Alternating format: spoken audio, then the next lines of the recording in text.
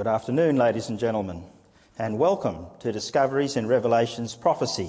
My name is Greg Evans, and I'll be your host throughout the series. Our speaker is Mark Finley. Mark is an international speaker, a noted author. He has lectured in over 70 countries throughout the world. He's authored or co-authored over 50 books that I know of, at least. He's also the chair of Hope Channel, and this series is actually being uplinked onto Hope Channel. You'll be able to see it via satellite if you have the Optus B3 or other satellites in your home. He brings a lot of skill and experience into this series. I'd like you now to sit back as we ask Mark to address us this afternoon, talking about amazing discoveries in lost cities of the dead. Thank you, Mark. Thank you, Greg. I appreciate so much the opportunity of being here in Melbourne. My wife and I have been looking forward to this for almost 2 years now. This series has been in the planning. Let me tell you a little bit about the Discovery series. As you come every night, we're going to explore the great questions of life. Have you ever felt that you have too many questions and too few answers? Have you ever felt that there are basic issues in life that you are seeking for answers for? You're looking for a deeper purpose, deeper meaning in your own life. During the Discovery series, we're going to look at the great questions of life. Where can you find certainty? Where can you find assurance? Where can you find direction for your life?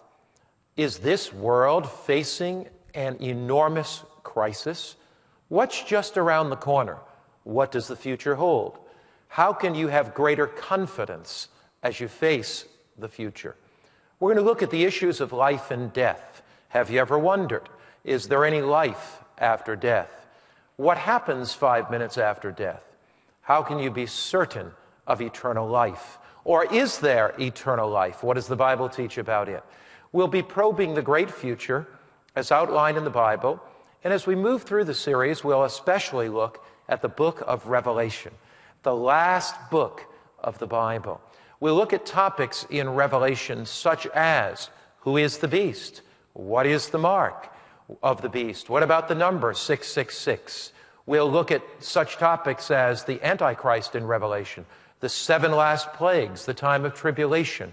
We'll look throughout the book of Revelation for answers for the questions that plague our lives today. My topic this afternoon is amazing discoveries in the lost cities of the dead. Come with me on a journey of discovery in the ancient lands of the Bible. One of the favorite cities that I have traveled to in the world and often taken tour groups to is the city of Jerusalem. There's something amazing about Jerusalem. There's a spiritual ethos about it. There's an atmosphere about Jerusalem. When you walk through the gates of Jerusalem, it's like stepping back in time. Walking through those gates, you may be greeted by ladies selling their greens right through the gates.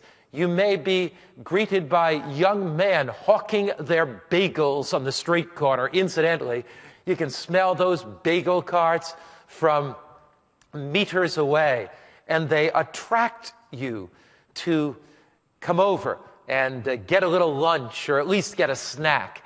The bagels are some of the most delicious, delightful that you can get any place in the world.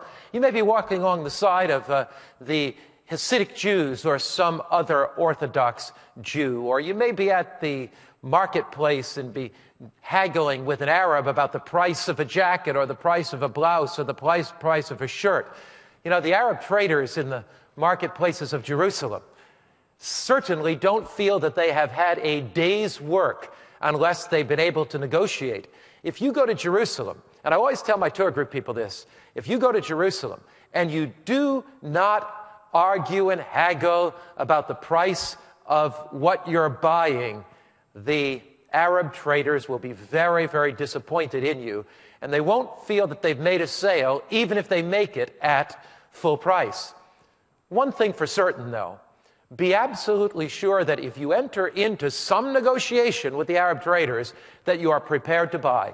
It's the highest insult to negotiate and not to buy. Jerusalem is the center of three great world religions. It's the center of Christianity, the center of Judaism, and the center of Islam. Christianity had its roots 2,000 years ago in Jerusalem.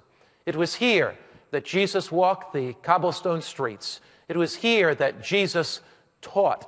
It was here that Jesus was tried. It was here that Jesus carried the cross, walked up Golgotha's hill, and eventually died. If you were at Jerusalem during the time of Easter, you may be carried along on the throngs with other worshipers as you follow the Via Dolorosa, the way of the cross. So Jerusalem is the center of the Christian faith. It's also the center of the Jewish faith. The Western Wall is the holiest shrine of the Jewish world. Now, when we use the term the Western Wall, we are describing the wall of the temple at Jerusalem that was destroyed in 70 AD. Now, there were two temples, the temple that Solomon built that was destroyed by Nebuchadnezzar, and the temple that Herod built that for the Jews that was subsequently destroyed in 70 AD. All that is left of that magnificent temple, all that's left of that splendor and wonder of the temple is this Western Wall. It's the portion of the wall that Herod built around the Second Temple period in 20 BC. Now, when you go there today, you'll note that right above that wall is the Al-Aqsa Mosque on Temple Mount, the very place that the Jewish temple once sat. You can understand why, as our Jewish friends come to this Western Wall, they come with sadness in their hearts.